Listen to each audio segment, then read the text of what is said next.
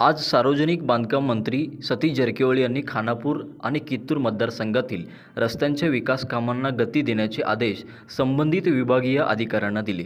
या भागातील रस्त्यांच्या दुरुस्ती व उन्नतीकरणाच्या कामाचा आढावा घेताना मंत्री महोदयांनी स्थानिकांना सुरक्षित व सुलभ वाहतुकीची सोय उपलब्ध होण्यासाठी रस्ते विकास ही प्राथमिकता असली पाहिजे असे स्पष्ट केले।